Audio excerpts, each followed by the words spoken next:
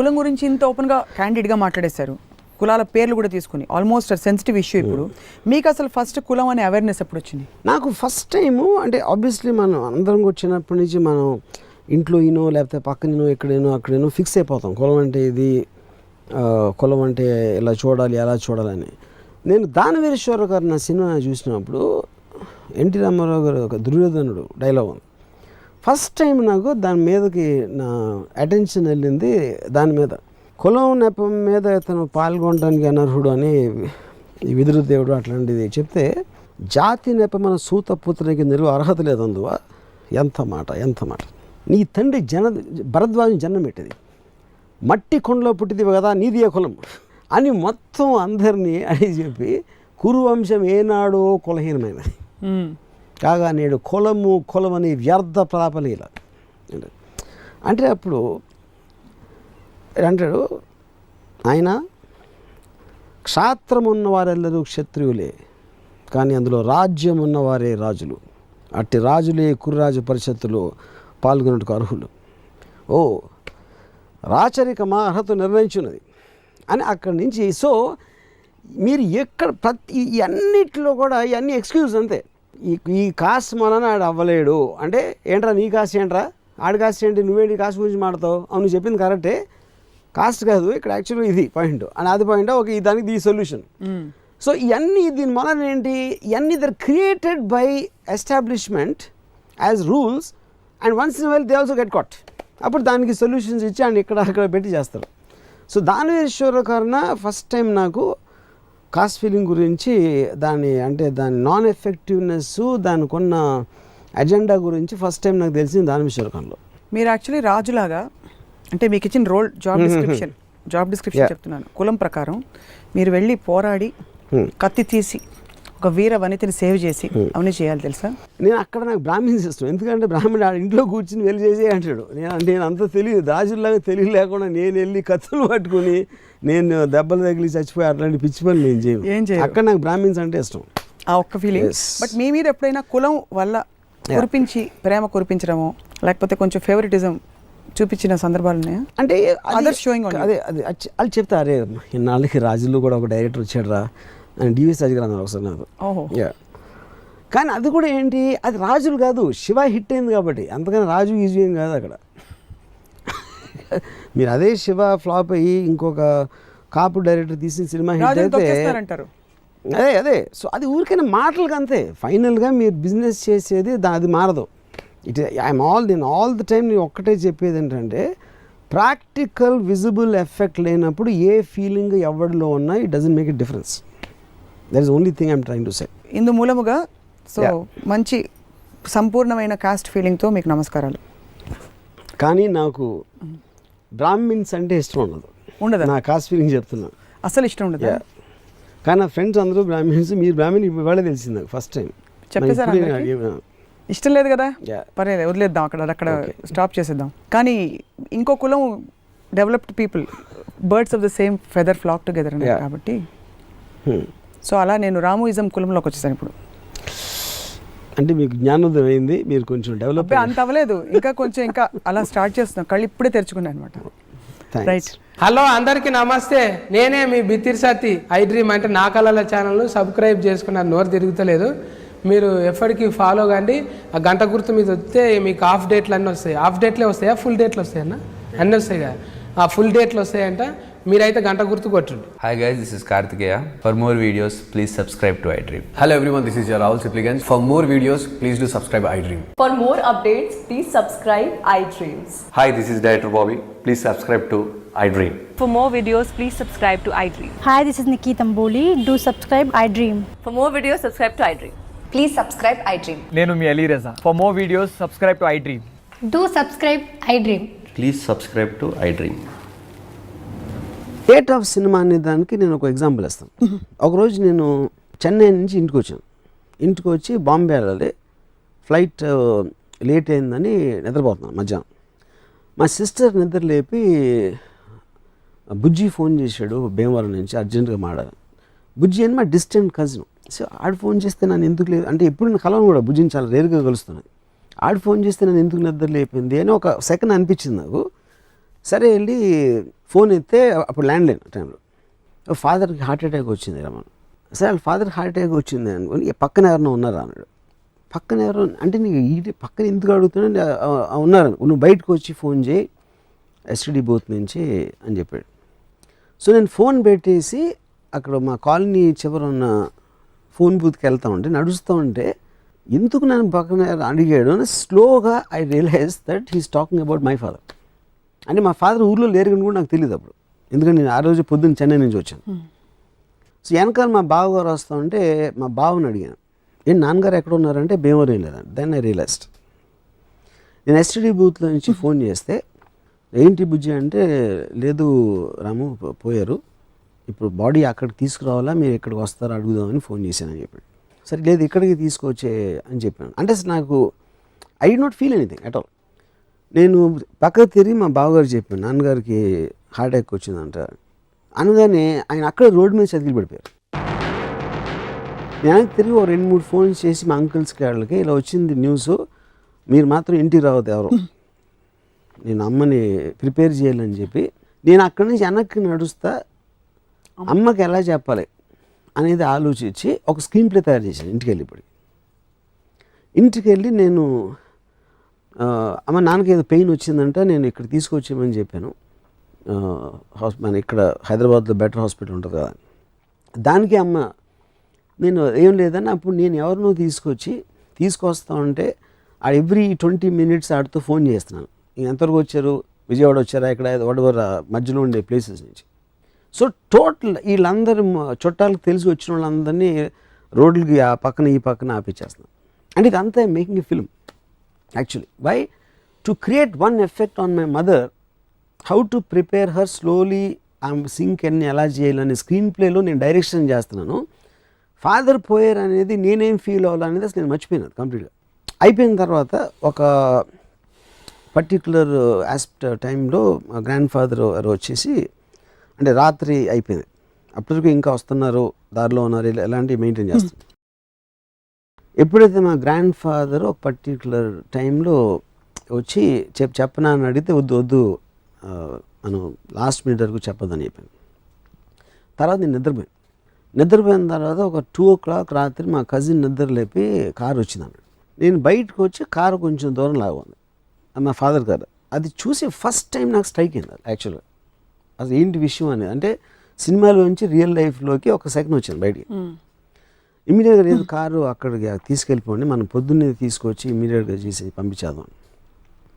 ఆ కారు తీసుకెళ్ళిపోయారు. ఈ లోపల మా గ్రాండ్ ఫాదర్ చెప్పేశారు మదర్కి, తను షీ వాజ్ క్రైమ్. సో నేను వెళ్ళలేదు అక్కడికి, ఎందుకంటే I don't want to see her cry.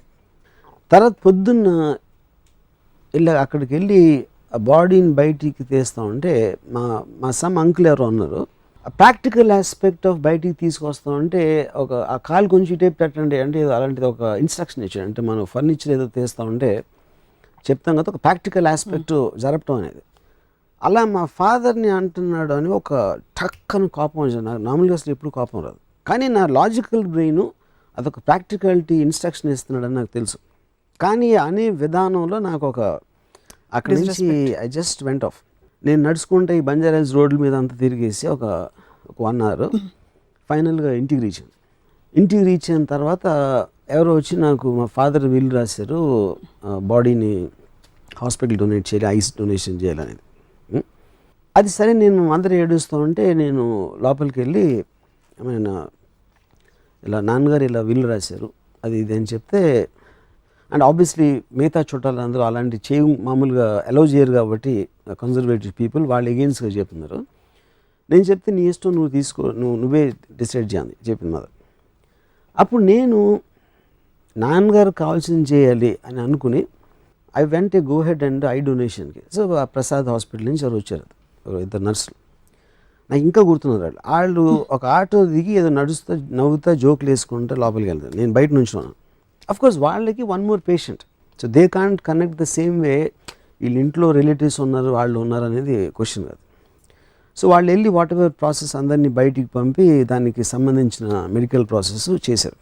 చేసిన తర్వాత ఫైనల్గా అప్పటి నుంచి బాడీ తీసుకెళ్ళే టైం వచ్చి నేను లోపలికి వెళ్ళేసరికి మదరు బాడీ పక్కన కూర్చొని ఏడుస్తున్నారు. వీళ్ళు చేసిన ప్రాసెస్లో అది కరెక్ట్గా చేయలేదా ఏం చేయలేదా ఒక ఐలిడ్ అనేది కొంచెం తెలుసు. అంటే అది వాళ్ళ మిస్టేకా దా ప్రాసెస్ అనేది నాకు గురించి తెలియదు. అప్పుడు నాకు కోపం వచ్చింది సార్ నా మీద. అంటే పాయింట్ అంటే మా మదరు తనతోటి ఒక 40 years ఉంది. తనని ఆ పరిస్థితిలో మా ఫాదర్ని చూపించాల్సిన డెసిషన్ తీసుకుంది నేను. Of course I didn't know that's how it will be. అప్పుడు కేవలం ఒక పోయిన ఆయన మాట నిలబెట్టుకోవటం కోసం ఒక బతికినోళ్ళని అలా సబ్జెక్ట్ చేయటం అనేది నేను ఎన్విజన్ చేయలేకపోయినా అనేది నా పాయింట్. సో అది ఐ థింక్ నేను చాలా ఫ్లాపులు తీసాను కానీ that is the biggest flop I made in my life. Flop అనేది మీ డెసిషన్ గోయింగ్ రాంగ్. సినిమా అనేది కాదు, చాలా ఉంటాయి దాంట్లో. ఇప్పుడు కూడా నేను మా మదర్ని వీళ్ళందరినీ చూస్తున్నాను కానీ ఆ రోజు రాత్రి ఒక విచిత్రమైన సౌండ్ వచ్చింది. ఏంటని చూస్తే మా బ్రదర్ ఏడుస్తున్నాడు. మా బ్రదర్ ఏడవటం నా లైఫ్లో ఎప్పుడు చూడలేదు. సో మా బ్రదర్ ఏడిస్తే సౌండ్ ఇలా వస్తుందా అంటే ఒక సౌండ్ ఎఫెక్ట్ లాగా చూస్తున్నాను. ఇది అయిపోయిన తర్వాత టోటల్గా అయిపోయింది. నేను మళ్ళీ ఒక 2 days అయ్యాక బాంబే వెళ్ళాను. నసిరుద్దీన్ షా యాక్టర్ని ఏదో దాన్ని కలవటానికి వెళ్తే నసిరుద్దీన్ షా సడన్గా అరే రాము ఇప్పుడే విన్నాను అంటే ఆబ్వియస్లీ హిందీలో జరిగింది కాన్వర్జేషను, మీ మదర్ పోయారంట కదా, ఐమ్ వెరీ సారీ అంటే ఆబ్వియస్లీ తనకి ఏదో రాంగ్ ఇన్ఫర్మేషన్ వచ్చింది. సో నేను ఇప్పుడు మా మదర్ కాదు ఫాదర్ అంటే ఆయన ఎంబారెస్మెంట్ ఫీల్ అవుతాడు కదా అని నేను వదిలేసి అవును అనుసరి అప్పుడు తను ఆయన మదర్ గురించి చెప్పడం మొదలెట్టాడు. అంటే అప్పుడు నేను చెప్పడం మానేశాను కాబట్టి మళ్ళీ మీ మదర్ వయసు ఎంత, మదర్ పేరు ఏంటి, ఈ కాన్వర్జేషన్ ఎక్కడికి వెళ్ళిపోయింది.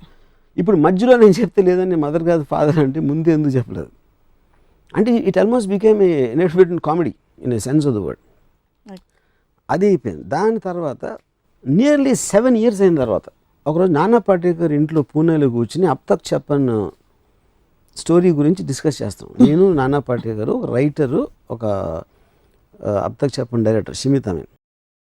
ఏదో అందులో నానా పాటేకర్ వైఫ్ చచ్చిపోయినప్పుడు తను ఏమవ్వాలి సీన్లో రియాక్షన్ అనేది డిస్కస్ చేస్తా నానా పాటేకర్కి నేను చెప్పాను ఇన్సిడెంట్ నా ఫాదర్ గురించి. చెప్పినప్పుడు ఆ చెప్తా మధ్యలో స్టార్ట్ క్రైమ్. అంటే నియర్లీ 7-8 years తర్వాత అంతవరకు ఏడవలేదు. అంటే అది సినిమా నుంచి బయటికి రావటమా వేరే కాంటెక్స్ట్లో నేను ఆ మెమరీ అంతవరకు ఎప్పుడు నేను ఫీల్ అవ్వలేదా?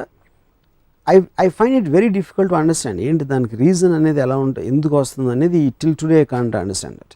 సో ఒక విధంగా చూస్తే మా ఫాదర్ పోయినప్పుడు ఏమీ ఫీల్ అవ్వకుండా నేను స్టోరీలు చేస్తున్నాను, స్క్రీన్ ప్లేలు చేస్తున్నాను, క్యారెక్టర్స్ క్రియేట్ చేస్తున్నాను, అబద్ధాలు చెప్తున్నాను, దాంట్లో బిజీగా ఉన్నాను. దాని తర్వాత నసిరుద్దీన్ షాతో మాట్లాడితే ఒక విధమైన కామెడీలాగా చూస్తున్నాను దాన్ని. ఇవన్నీ అయిపోయి ఇంకోటి ఏంటి ఒక చాప్టర్ మర్చిపోయాను. మా మదర్కి నేను ఫోటోలు ఏం పెట్టదా మా ఇంట్లో, ఆ దండలు అన్నీ వేసి నాకు ఇష్టం ఉండదు. ఆ 10వ రోజు 13వ రోజు నాకు వద్దు, వాళ్ళందరూ వచ్చేవాళ్ళు మళ్ళీ వెళ్ళాలని వస్తారు, ఎవరికి ఏం ఫీలింగ్ ఉండదు. అండ్ నాకు ఈ చైర్లో వాట్ ఎవర్ అది వద్దు, let's remember him for the happy times. అసలు ఆయన ఉన్నారు అని మనం అనుకుని అలా ఉందాం, ఆయన గురించి ఆలోచించి అది చెయ్యొద్దు అని మా అమ్మకు ఒక లెక్చర్ ఇచ్చాను. లెక్చర్ ఇచ్చిన తర్వాత నెక్స్ట్ డే మళ్ళీ మా అమ్మ యాడ్ అవుట్ అయినాను. నా లెక్చర్ పని చేయలేదని నాకు కోపం వచ్చింది. ఇంత చెప్పినా కూడా అర్థం చేసుకోలేదండి. సో ఇలాంటి ఆస్పెక్ట్స్ అన్నీ జరిగినాయి ఏది ఈ ఇయర్స్లో. కానీ నేను ఏడ్చింది మాత్రం 7 ఏళ్ళ తర్వాత నాన్న పాటేకర్ ఇంట్లో ఏడ్చాను. సో అది ఏంటో అసలు ఐ కాంట్ అంటే ఒక ఎమోషన్ని సప్రెస్ చేసి దాన్ని I didn't want to express లేకపోతే ఏంటి అనేది నాకు తెలియదు. కానీ ఈ హోల్ థింగ్ ఫ్యామిలీలో ఒక పర్టికులర్ ఆస్పెక్ట్ అంటే నాకు because you have some kind of relationship, వాళ్ళు ఏమైనా చేసినా చేయకపోయినా వాళ్ళకి ఏమి జరిగినా అనేది ఒక ఎడిషనల్ బర్డెన్ అయిపోతుంది. ఆ బర్డెన్కి సమానంగా ప్రెజర్ వస్తుందా రాదా అనేది నాకు తెలియదు. అదంటే జనరలైజ్ చేయలేం. అది ఈచ్ ఫ్యామిలీలో ఒక డిఫరెంట్ ఆస్పెక్ట్ ఉంటుంది, దాని వాళ్ళకున్న ఎక్స్పీరియన్సెస్ బట్టి, ఆ ఫ్యామిలీలో ఉన్న మనుషులు బట్టి. సో నాకు జనరల్గా ఇప్పుడు నేను చుట్టాలు కానీ లేకపోతే అసలు ఎప్పుడు వెళ్ళను, ఎవరింటికి నేను వెళ్ళను. ఒక ఫ్యామిలీ అనే ఒక యూనిట్ ఉంటేనే అసలు నేను ఒక ఏముంటుందని. ఇప్పుడు బాంబేలో నా కజిన్ ఒకడు ఉన్నాడు, నా బిల్డింగ్లో ఉంటాడు. నేను సాధారణంగా నా దగ్గర రమ్మంటాను కానీ వాళ్ళ ఇంటికి నేను వెళ్ళను. ఎందుకంటే ఇంటికి వెళ్ళేటప్పటికి ఆ కిచెను ఇది ఫ్యామిలీ తాలూకు జో అట్మాస్ఫియర్ ఉంటుంది కదా, అసలు ఐ కాంట్ స్టాండ్ దట్. నాకు ఇంకోటి పిల్లలు అంటే ఇష్టం ఉండదు. పిల్లలు ఎందుకు ఇష్టం ఉండదు అంటే 2 కారణాలు. ఒకటి వాళ్ళ వల్ల నా ఏజ్ గుర్తొస్తుంది అని హేట్ టు ఫీల్ ఓల్డ్ ఒకటి. రెండో పాయింట్ ఏంటంటే వాళ్ళు ఉంటే నా మాట ఎవరు వినరు. And I like to be the centre of attention. నేను ఎక్కడ ఉంటే అక్కడ. సో అప్పుడు నేను పెద్దవాళ్ళతో మాట్లాడుతూ ఉంటే వాళ్ళు వింటారు. చిన్నపిల్లలు అంటే బుయ్యి బుయ్యి కుయ్యి అని అడుగుతా అంటే ఇంకా వాళ్ళు చచ్చినట్టు అడిగి చూస్తారు. సో పిల్లలు కుక్కలు ఉంటే నేను వెళ్ళను, ఎందుకంటే అటెన్షన్ వాళ్ళ మీద ఎక్కువ ఉంటుంది నా దగ్గరగానే. సో ఒకటి ఆస్పెక్ట్, నేను ఒక కోల్డ్ బ్లడెడ్గా నా డాటర్తో చెప్పిన ఒక aspect. Second aspect, my father incident in terms of what all can come because of that. Third is as a unit by it self, that atmosphere I don't like. You don't like. మీలో మీరు తగ్గిపోయింది అనుకునే emotion మీ daughter విషయంలో కనిపించింది. మీ father గురించి మాట్లాడుతున్నప్పుడు almost మీరు కళ్ళలో నీళ్ళు వస్తున్నాయని చూడాల్సి వచ్చింది. అంటే అంత టైమ్ అండ్ స్పేస్లో మీరు ఇన్వాల్వ్ అయిపోయి ఉన్నారు. సో నిజంగా మీరు కుటుంబం ఇష్టం లేదు అని మేబీ వ్యవస్థ పరంగా మనిషి ఫ్రీడమ్ని కట్టేలు చేస్తున్న ఒక పెరిఫరల్గా ఇష్టం లేదేమో, కానీ బాంధవ్యాలకి మీరు వ్యతిరేకం అని అనిపించట్లేదు. ఈ వ్యతిరేకం వల్లనే ఎగ్జాంపుల్స్ చెప్తాను. ఎందుకంటే నాకు ఈ బంధాలు లేనప్పుడు ఈ ఫీలింగ్ ఉండాల్సిన అవసరం లేదు. అప్పుడు నేను ఫుల్ హ్యాపీగా ఉండొచ్చు, ఇంకా హ్యాపీగా ఉండొచ్చు. Of course. గౌతమ్ బుద్ధుడు ఇదే చేసి వెళ్ళిపోయాడా? How do you understand? అంటే మీరు ఆల్రెడీ పురాణాలు మాట్లాడినప్పుడు అంటే ఇప్పుడు గౌతమ్ బుద్ధుడు ఫ్యామిలీ వదిలేసి తను వెళ్ళి అక్కడ కూర్చున్నాడు. నాకు నిజంగా ఏం చేశాడు సరిగ్గా తెలియదు నాకు, ఏం చేశారో. అంటే అప్పుడు ఏదో ఒక ఏమంటారు దాన్ని, యోగి అయిపోయి స్మరణ ఏమైనా చేశారా, I'm not very sure about that. కానీ నేను కుటుంబం వదిలేసి నేను భోగ విలాసాలకు అలవాటు పడిపోయాను. So I can't be compared with Gautam బుద్ధుడు. You went after something, he went after something else. But I went after wine and women, he went after God. అంటే మా ఫాదర్ ఊర్లో లేరు కూడా నాకు తెలియదు అప్పుడు, ఎందుకంటే నేను ఆ రోజు పొద్దున్న చెన్నై నుంచి వచ్చాను. సో వెనకాల మా బావగారు వస్తూ ఉంటే మా బావని అడిగాను, ఏంటి నాన్నగారు ఎక్కడ ఉన్నారంటే భీమవరం లేదండి. Then I realised. నేను ఎస్టీడీ బూత్లో నుంచి ఫోన్ చేస్తే ఏంటి బుజ్జి అంటే, లేదు రాము పోయారు, ఇప్పుడు బాడీ అక్కడికి తీసుకురావాలా, మీరు ఇక్కడికి వస్తారా అడుగుదామని ఫోన్ చేశానని చెప్పాడు. సరే లేదు ఇక్కడికి తీసుకొచ్చే అని చెప్పాను. అంటే నాకు I did not feel anything at all. నేను పక్కకు తిరిగి మా బావగారు చెప్పాను, నాన్నగారికి హార్ట్ అటాక్ వచ్చిందంట అనగానే ఆయన అక్కడ రోడ్డు మీద చతికిలు పడిపోయారు. నేను తిరిగి ఒక 2-3 ఫోన్స్ చేసి మా అంకుల్స్కి వాళ్ళకి ఇలా వచ్చింది న్యూస్, మీరు మాత్రం ఇంటికి రావద్దు ఎవరు, నేను అమ్మని ప్రిపేర్ చేయాలని చెప్పి నేను అక్కడి నుంచి వెనక్కి నడుస్తా అమ్మకి ఎలా చెప్పాలి అనేది ఆలోచించి ఒక స్క్రీన్ ప్లే తయారు చేశాను. ఇంటికి వెళ్ళి నేను అమ్మ నాన్నకి ఏదో పెయిన్ వచ్చిందంట, నేను ఇక్కడ తీసుకొచ్చామని చెప్పాను. మన ఇక్కడ హైదరాబాద్లో బెటర్ హాస్పిటల్ ఉంటుంది కదా, దానికి అమ్మ నేను ఏం లేదని అప్పుడు నేను ఎవరినో తీసుకొస్తా ఉంటే ఎవ్రీ 20 minutes ఆడితో ఫోన్ చేస్తున్నాను, ఎంతవరకు వచ్చారు, విజయవాడ వచ్చారా, ఇక్కడ వాడెవర్ మధ్యలో ఉండే ప్లేసెస్ నుంచి. సో టోటల్ వీళ్ళందరూ చుట్టాలకు తెలిసి వచ్చిన వాళ్ళందరినీ రోడ్లకి ఆ పక్కన ఈ పక్కన ఆపించేస్తున్నాను. అండ్ ఇదంతా making a film actually. Why to create one effect on my mother, how to prepare her slowly, ఆమె సింక్ అన్ని ఎలా చేయాలని స్క్రీన్ ప్లేలో నేను డైరెక్షన్ చేస్తున్నాను. ఫాదర్ పోయారు అనేది నేనేం ఫీల్ అవ్వాలనేది అసలు నేను మర్చిపోయినాను కంప్లీట్గా. అయిపోయిన తర్వాత ఒక పర్టికులర్ టైంలో మా గ్రాండ్ ఫాదర్ వచ్చేసి, అంటే రాత్రి అయిపోయింది, అప్పటికి ఇంకా వస్తున్నారు, దారిలో ఉన్నారు, ఎలాంటివి మెయింటైన్ చేస్తారు.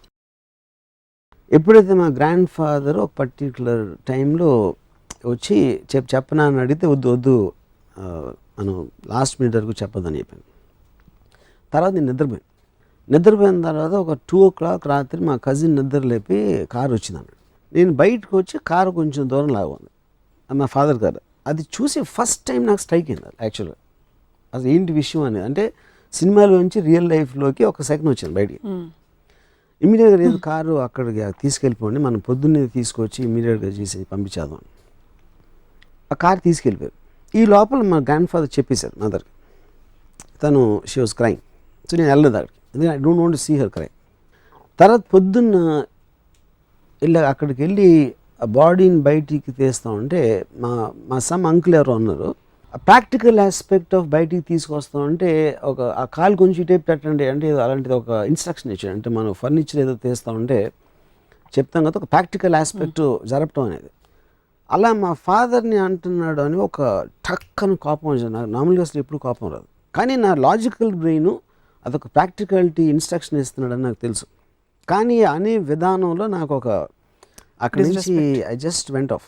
నేను నడుచుకుంటే ఈ బంజారాస్ రోడ్ల మీద అంతా తిరిగేసి ఒక 1 hour ఫైనల్గా ఇంటికి రీచ్ అయిన తర్వాత ఎవరో వచ్చి నాకు మా ఫాదర్ విల్ రాశారు, బాడీని హాస్పిటల్ డొనేట్ చేయాలి, ఐస్ డొనేషన్ చేయాలనేది. అది సరే నేను మా మదర్ ఏడుస్తూ ఉంటే నేను లోపలికి వెళ్ళి ఇలా నాన్నగారు ఇలా విల్లు రాశారు అది ఇది అని చెప్తే, అండ్ ఆబ్వియస్లీ మిగతా చుట్టాలు అందరూ అలాంటి మామూలుగా అలౌ చేయరు కాబట్టి కన్జర్వేటివ్ పీపుల్ వాళ్ళు ఎగెయిన్స్ట్గా చెప్తున్నారు. నేను చెప్తే నీ ఇష్టం నువ్వు తీసుకో, నువ్వే డిసైడ్ చేయాలి చెప్పింది మదర్. అప్పుడు నేను నాన్నగారు కావాల్సింది చేయాలి అని అనుకుని I went a go head and I డొనేషన్కి. సో ఆ ప్రసాద్ హాస్పిటల్ నుంచి ఎవరు వచ్చారు, ఇద్దరు నర్సులు, నాకు ఇంకా గుర్తున్నారు. వాళ్ళు ఒక ఆటో దిగి ఏదో నడుస్తూ నవ్వుతా జోకులు వేసుకుంటూ లోపలికి వెళ్తారు, నేను బయట నుంచి ఉన్నాను. అఫ్కోర్స్ వాళ్ళకి one more patient, so they can't connect the same way వీళ్ళ ఇంట్లో రిలేటివ్స్ ఉన్నారు వాళ్ళు ఉన్నారు అనేది క్వశ్చన్ కాదు. సో వాళ్ళు వెళ్ళి వాట్ ఎవర్ ప్రాసెస్ అందరినీ బయటికి పంపి దానికి సంబంధించిన మెడికల్ ప్రాసెస్ చేశారు. చేసిన తర్వాత ఫైనల్గా అప్పటి నుంచి బాడీ తీసుకెళ్ళే టైం వచ్చి నేను లోపలికి వెళ్ళేసరికి మదరు బాడీ పక్కన కూర్చొని ఏడుస్తున్నారు. వీళ్ళు చేసిన ప్రాసెస్లో అది కరెక్ట్గా చేయలేదా ఏం చేయలేదా ఒక ఐలిడ్ అనేది కొంచెం తెలుస్తుంది, అంటే అది వాళ్ళ మిస్టేకా దా ప్రాసెస్ అనేది నాకు గురించి తెలియదు. అప్పుడు నాకు కోపం వచ్చింది సార్ నా మీద. అంటే పాయింట్ అంటే మా మదరు తనతోటి ఒక 40 years ఉంది, తనని ఆ పరిస్థితిలో మా ఫాదర్ని చూపించాల్సిన డెసిషన్ తీసుకుంది నేను. Of course I didn't know that's how it will be. అప్పుడు కేవలం ఒక పోయిన ఆయన మాట నిలబెట్టుకోవటం కోసం ఒక బతికిన వాళ్ళని అలా సబ్జెక్ట్ చేయటం అనేది నేను ఎన్విజన్ చేయలేకపోయినా అనేది నా పాయింట్. సో అది ఐ థింక్ నేను చాలా ఫ్లాపులు తీసాను కానీ that is the biggest flop I made in my life. Flop అనేది మీ డెసిషన్ గోయింగ్ రాంగ్, సినిమా అనేది కాదు, చాలా ఉంటాయి దాంట్లో. ఇప్పుడు కూడా నేను మా మదర్ని వీళ్ళందరినీ చూస్తున్నాను కానీ ఆ రోజు రాత్రి ఒక విచిత్రమైన సౌండ్ వచ్చింది. ఏంటని చూస్తే మా బ్రదర్ ఏడుస్తున్నాడు.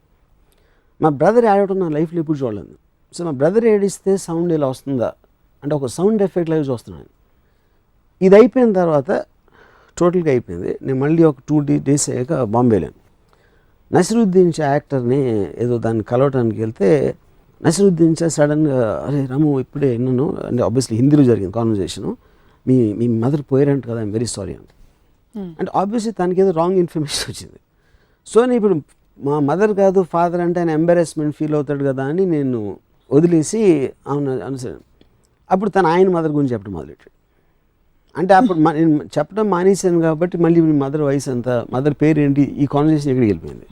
ఇప్పుడు మధ్యలో నేను చెప్తే లేదని మదర్ కాదు ఫాదర్ అంటే ముందు ఎందుకు చెప్పలేదు అంటే it almost became a inefficient comedy in a sense of the word. అది అయిపోయింది. దాని తర్వాత నియర్లీ 7 years అయిన తర్వాత ఒకరోజు నానా పాటేకర్ ఇంట్లో పూణేలో కూర్చుని అబ్ తక్ చెప్పన్ స్టోరీ గురించి డిస్కస్ చేస్తాం. నేను నానా పాటేకర్ ఒక రైటరు, ఒక అబ్ తక్ చెప్పన్ డైరెక్టర్ షిమిత్ అమీన్. ఏదో అందులో నానా పాటేకర్ వైఫ్ చచ్చిపోయినప్పుడు తను ఏమవ్వాలి సీన్లో రియాక్షన్ అనేది డిస్కస్ చేస్తా నానా పాటేకర్కి నేను చెప్పాను ఇన్సిడెంట్ నా ఫాదర్ గురించి. చెప్పినప్పుడు ఆ చెప్తా మధ్యలో స్టార్ట్ క్రైమ్.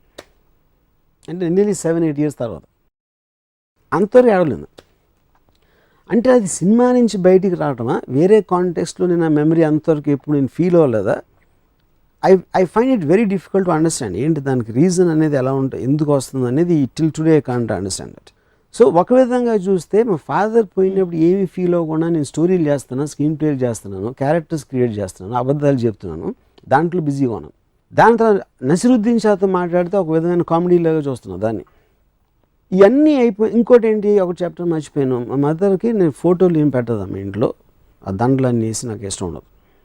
ఆ 10వ రోజు 13వ రోజు నాకు వద్దు, వాళ్ళందరూ వచ్చేవాళ్ళు మళ్ళీ వెళ్ళాలని వస్తారు, ఎవరికి ఏం ఫీలింగ్ ఉండదు. అండ్ నాకు ఈ చైర్లో వాట్ ఎవర్ అది వద్దు, let's remember him for the happy times.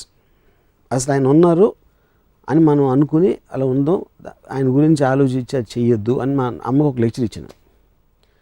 Lecture ఇచ్చిన తర్వాత నెక్స్ట్ డే మళ్ళీ మా అమ్మ యాడ్ అవుట్ అయినాను. నా లెక్చర్ పని చేయలేదని నాకు కోపం వచ్చింది, ఇంత చెప్పినా కూడా అర్థం చేసుకోలేదండి. సో ఇలాంటి ఆస్పెక్ట్స్ అన్నీ జరిగినాయి ఏది ఈ ఇయర్స్లో. కానీ నేను ఏడ్చింది మాత్రం 7 ఏళ్ళ తర్వాత నాన్న దగ్గర ఇంట్లో ఏడ్చాను. సో అది ఏంటో అసలు ఐ కాంట్, అంటే ఒక ఎమోషన్ని సప్రెస్ చేసి దాన్ని ఐ డింట్ వాంట్ టు ఎక్స్ప్రెస్సా లేకపోతే ఏంటి అనేది నాకు తెలియదు. కానీ ఈ హోల్ థింగ్ ఫ్యామిలీలో ఒక పర్టికులర్ ఆస్పెక్ట్ అంటే నాకు because you have some kind of relationship, వాళ్ళు ఏమైనా చేసినా చేయకపోయినా వాళ్ళకి ఏమి జరిగినా అనేది ఒక ఎడిషనల్ బర్డెన్ అయిపోతుంది. ఆ బర్డెన్కి సమానంగా ప్రెజర్ వస్తుందా రాదా అనేది నాకు తెలియదు. అదంటే జనరలైజ్ చేయలేం. అది ఈచ్ ఫ్యామిలీలో ఒక డిఫరెంట్ ఆస్పెక్ట్ ఉంటుంది. దాని వాళ్ళకున్న ఎక్స్పీరియన్సెస్ బట్టి, ఆ ఫ్యామిలీలో ఉన్న మనుషులు బట్టి. సో నాకు జనరల్గా ఇప్పుడు నేను చుట్టాలు కానీ లేకపోతే అసలు ఎప్పుడు వెళ్ళను, ఎవరి ఇంటికి నేను వెళ్ళను. ఒక ఫ్యామిలీ అనే ఒక యూనిట్ ఉంటేనే అసలు నేను ఒక ఏముంటుందని, ఇప్పుడు బాంబేలో నా కజిన్ ఒకడు ఉన్నాడు, నా బిల్డింగ్లో ఉంటాడు.